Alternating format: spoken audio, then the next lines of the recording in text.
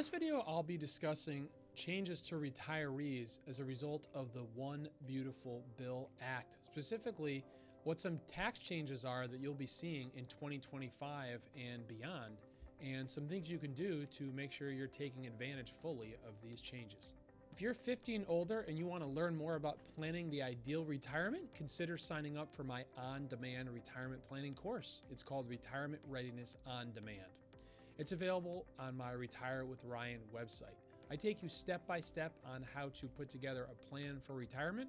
We talk about taxes, insurance, investing, estate planning, Social Security, Medicare, and much more. The best part, you get to take the course at your own pace. There's over 7 hours of videos and a helpful checklist to put together your own plan. Again, to learn more, to sign up, head over to retirewithryan.com and click on courses. So, as I mentioned a couple episodes ago, the One Beautiful Bill Act was signed into law by President Trump on July 4th. And we'll talk about some of the changes that it brought about, or I should say, really, some things that it enacted permanently. So one of the biggest things is regarding tax brackets. You may or may not know, but our current tax brackets that have been around for recent years were a result of the TCJ Act, which was the last Trump tax bill that was passed in 2017. So those tax changes were only set to stay in place until the end of 2025, and then they were going to revert back to where they were prior to the 2017 Tax Act. So one big thing the One Big Beautiful Bill did was it permanently enacted those tax brackets. So we still have the same tax brackets as before. We have the 10%, 12%, 22, 24, 32, 35, and 37. So that's the maximum tax bracket is 37. And so that it made part of what the OBBBA did, the One Big Beautiful Bill Act, is it permanently instituted these tax brackets. These tax brackets are also effective for 2025 as well. There's a minor change in the threshold as far as the amount of taxable income that's taxed at those rates, but the other brackets stayed the same. So whether you're a single filer or you're married filing jointly, those brackets are going to stay the same, which is a good thing. That obviously wouldn't have impacted 2025, but starting next year, tax rates could have gone up for most individuals out there. So that is a good thing that you won't be seeing your tax brackets or your tax rates going up. And going forward, these will then be indexed for inflation. The next big change that occurred due to the One Big Beautiful Bill Act is the standard deduction. So the standard deduction was also made permanent. And for this year, prior to the passage of the One Big Beautiful Bill Act, the standard deduction was $15,000 for individuals and $30,000 for those married couples filing jointly. Well, that has been raised effective 2025 and beyond. So it's now $15,750 for single filers and $31,500 for married couples filing jointly.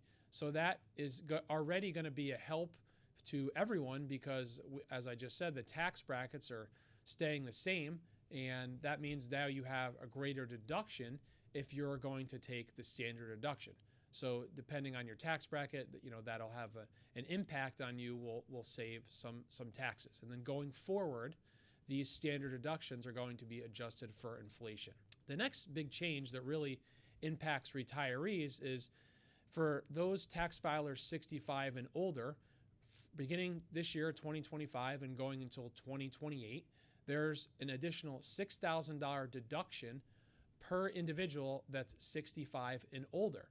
So that means that for a married couple, each would qualify if they both qualified, if they're both 65 and older, they'd each qualify for the $6,000 deduction. So that's $12,000 for joint filers. However, before you get too excited, there is a phase out, meaning that if your income is over a certain level, you would no longer qualify. So starting with single filers who have modified adjusted gross income over $75,000, or married couples filing jointly who have modified adjusted gross income over $150,000, that $6,000 deduction is phased out for every dollar over that threshold by 6%. And essentially, once your income as a single filer, your modified adjusted gross income is over $175,000, or as a married couple filing jointly $225,000, unfortunately, you completely lose that $6,000 additional 65 and older deduction. So it is important that you're aware of that. And if you can control your income in retirement for at least this year and the next 3 years after, you maybe want to keep your income lower so that you can qualify for that deduction. So let's just say, for example, you're a couple, a retired couple, both 65 and older, and your income this year is going to be $200,000 of modified adjusted gross income. You would take $200,000 minus the threshold of $150,000, so that gives you $50,000. You multiply that times 6%, and that gives you $3,000. That's how much your $6,000 65 and older deduction would be reduced by. So $3,000, but it's per individual. So that extra $50,000 of income is costing you an additional $6,000 deduction. So that's where having your income be over that can be rather costly. And you'd be in the 22% tax bracket. So it's costing you 22% of $6,000 of taxes that you're going to pay by going over that $150,000. So looking at Roth conversions, right? If you're considering a Roth conversion maybe for this year, and that's going to put you over $150,000 of modified adjusted gross income, maybe you might want to reconsider, because prior to the One Big Beautiful Bill Act passing, this 65 and older deduction didn't exist. If you're going to be triggering any capital gains, and those are going to be pushing you over that level. So it's a good idea to just be aware of this. It doesn't mean that you may not have your income still be over the threshold of $75,000 for an individual or $150,000 for a married couple filing jointly, but you need at least be aware of it. Now, this $6,000 additional deduction is also on top of the already additional deduction that applies to individuals 65 and older, or any blind individuals. And this deduction currently, and it will stay the same, adds another $2,000 to your deduction if you're 65 and older as a single filer, and it adds $3,200 if you are both 65 and older, both you and your spouse, and you file married filing jointly. So this can be a real benefit to a lot of retirees, especially for those over 65, and could have you getting a lot of additional savings. Let's just say, for example, you're a single filer over 65. This would now allow you a total standard deduction if you stayed underneath the $75,000 of MAGI threshold, $23,750. If, let's say, one of you and your spouse is over 65, and you also stayed underneath the $150,000 threshold, this would give you a deduction of $39,100. And if both spouses were over 65 and you also stayed under the $150,000 threshold, this would give you a total deduction of $46,700. So there's a lot of additional savings that could apply to you and could help lower your taxes if you were able to qualify for this deduction. So definitely something you should be aware of. You should be talking to your financial advisor about what your projected income looks like, about whether you should do a Roth conversion or trigger other capital gains, or sell other appreciated property, and check with your accountant as well, to talk about how this could benefit you. The next thing is changes to Social Security. So there was a lot of talk about changes to Social Security when President Trump was running for office. He talked about two things: no longer taxing Social Security, not taxing tips. So the One Big Beautiful Bill Act does not, unfortunately, change your Social Security's taxation. Social Security is still subject to tax for most people. So there's no changes there, unfortunately. And I've talked about it in past episodes, but the way that you determine how much of your Social Security is taxable is you take your adjusted gross income plus half of your Social Security. And if you're a single filer and that number is below $25,000, then none of your Social Security is taxable. If you're a joint filer and you're below $32,000, when you do that calculation, then none of your Social Security is taxable. If you're a single filer and you are between $25,000 and $34,000, then half is included in your taxable income. And if it's under $44,000 for a joint filer, then half's included. And then when you're over $34,000 as a single filer or $44,000 as a joint filer, then 85% of your Social Security benefit is counted towards your taxable income. So this doesn't change. And if you're able to stay underneath these thresholds, obviously it can help you because your Social Security is not taxable. So unfortunately, there wasn't a change to this, but there's been a lot of information from the White House and from tax analysis done, and it's stating that that's kind of the point of the 65 and older deduction, was to help seniors, to help reduce some of their taxable income by giving them this additional deduction. But unfortunately, it doesn't mean that now all your Social Security income is taxable.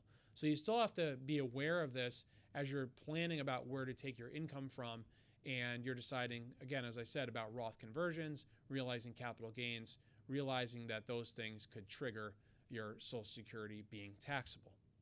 The next thing is changes to itemized deductions. And this can be a big one for those seniors that live in high tax states, such as my state of Connecticut. So I mentioned before about the standard deduction, and one of the biggest changes in 2017 with the TCJA Tax Act was that the standard deduction was increased for many individuals, but it also made it much harder for many people to be able to itemize their taxes. And the reason being is that some of the things that you can count towards itemizing your taxes are state and local taxes. So that is when you pay for your property tax on your house, on your car, as well as when you pay for income tax in the state that you live in. So that's currently capped at $10,000. But as part of the One Big Beautiful Bill Act, that's actually now going up to potentially $40,000 a year for certain individuals. There is also a threshold where for those individuals who have modified adjusted gross income of over $500,000, the deduction starts getting phased out, or the SALT cap of $40,000 starts getting phased out. And then when you go over $600,000 of modified adjusted gross income, you completely lose the SALT cap. But for many individuals who are underneath the $500,000 modified adjusted gross income, you will be able to take a much larger deduction on your taxes, an itemized deduction, if you still have a mortgage and you're paying interest, because that counts towards itemized deductions, and if you live in a high tax state where you're paying high property tax, high income tax. So that's going to be a big advantage for many individuals. But however, unfortunately, this is only until 2029. So it's $40,000 this year, and then next year it goes up 1% each year from 2026 to 2029. But then it goes back to $10,000 in 2030. So it's, again, something you'd want to take advantage. If you're a doctor, a self-employed individual, you're still working and you have high income, you want to look at doing some things that can maybe keep you underneath the $500,000 threshold, greater contributions to 401ks, HSAs, possibly even setting up a profit sharing plan, a cash balance pension plan. These are things that you can do to lower your taxable income. For retirees, obviously, you want to be aware of this and maybe, again, looking at limiting Roth conversions, distributions from IRAs, and capital gains. So the last thing is that a change to, or really something staying the same, and this kind of goes in line with the ability to itemize your taxes, but the mortgage interest deduction has stayed the same. So that was previously at $750,000. If your mortgage was below $750,000, you could count the interest you paid towards your itemized deductions. If it's over $750,000, you're able to count a prorated amount of that. That is staying the same. There was talk about that changing. And so, however, if you're able to itemize, this could be a great benefit to you as a result of the increased SALT limit that we now have. So I hope this episode was helpful, talking about some of those tax changes. Talk to your CPA, talk to your financial advisor to strategize about how to take advantage of these. And as always, if you have a list or question you want to have considered for a future episode, head over to retirewithryan.com and click on Ask a Question to leave your question. Have a great week, and I look forward to talking to you next Tuesday.